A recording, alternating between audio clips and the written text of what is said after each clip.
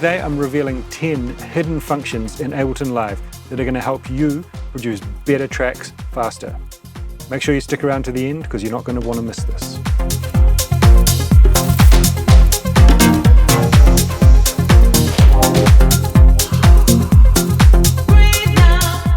Hey guys, Dilby here. Welcome back to the channel. I use Ableton pretty much every day, and I've been doing so for over 10 years now. I've discovered a few really helpful tips that aren't super obvious. So I thought it's only right that I drop some of that knowledge and share these secret functions with you.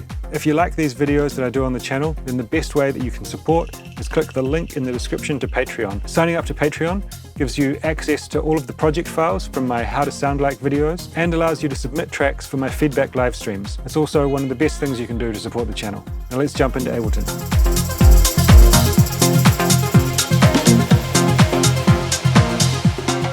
The first tip is going to be creating a default live set. This is my default live set or my template. There's a video up here that you can check out if you want to see a bunch of detail about it and how I made it and why. But the point is to do it. Every time I open up Live, this is how it loads, and this saves me so much time. All of these things I would create in every project, everything is already grouped, color-coded. I've got a bunch of return channels here. The way that we do this is you get the live set exactly set up how you would like. You come to the File menu, and you hit here, Save Live Set as Default Set. Then that's going to load every time you load Live.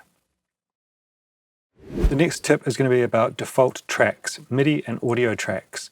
Now, if I hit Command-T, I get a new audio track, and you can see this audio track's opened up with a spectrum, an EQ, a glue compressor, and an LFO tool. This is what I want. It's also set up at -10 dB on the mixer.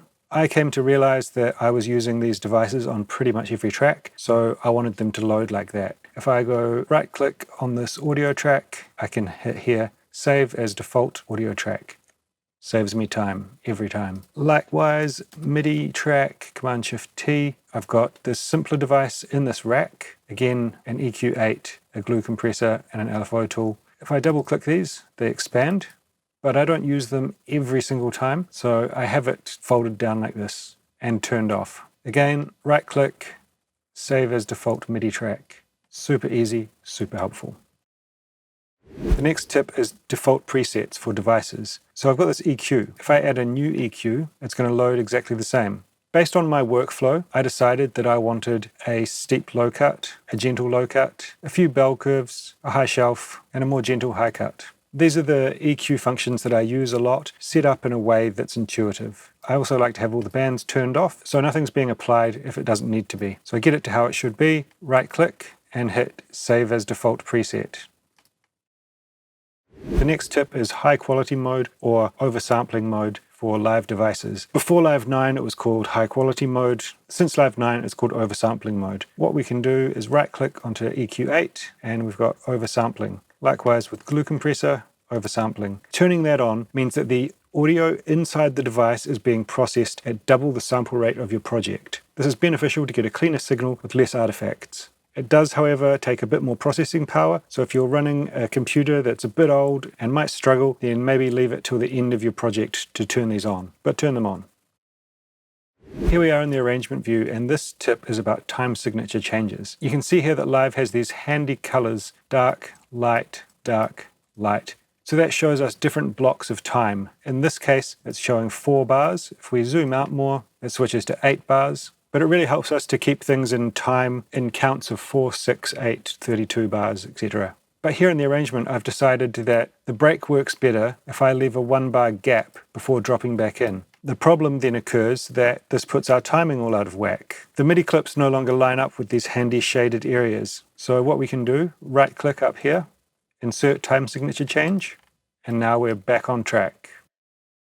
The next tip is about making notes in your project. This can be super helpful when you're collaborating, or if it's a track that you're planning on coming back to work on later. Or maybe you think of something that could be really helpful, but you don't have time to implement it now. Let's say I'm sending this project to someone to collaborate on. I like the bass, I think the pattern works.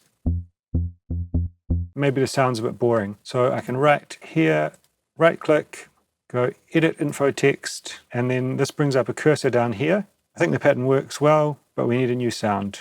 Now, whenever you put the mouse over this bass track, it brings up the note down in the bottom. Super handy. All right, in the next tip, I've got this lead. Here and here is a more complex version.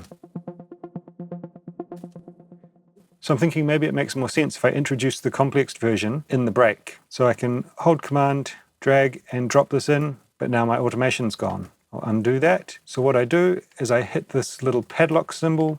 Now I can drag it, drop it, and it locks the automation in place. For the next tip, I'm listening to my track,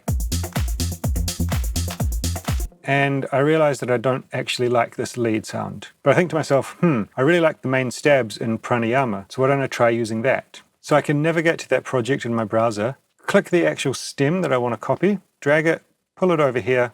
When I see that white line, I let go, and now I've got that exactly as it was from the pranayama project, but it's all in time for this project.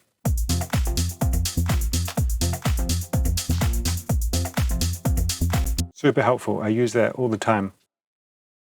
In the next tip, we're coming back to the bass line, and I've decided that I don't actually like the pattern anymore. So I've put a loop here, I hit record arm so that I can try notes on my MIDI keyboard, and I'm just going to jam along and see if I can find something I like.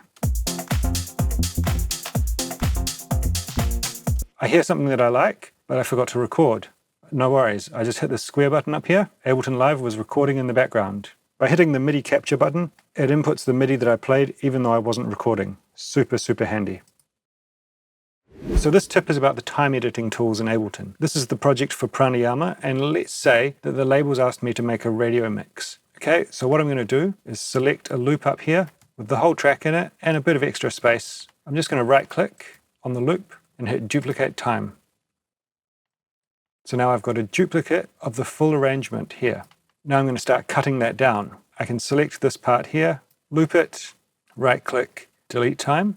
Maybe I decide I want the track to come out here, loop it, right click, delete time. So now I've got about a 4-minute edit, but I decide that this intro is not quite long enough. So what I'm going to do, loop it, right click, duplicate time.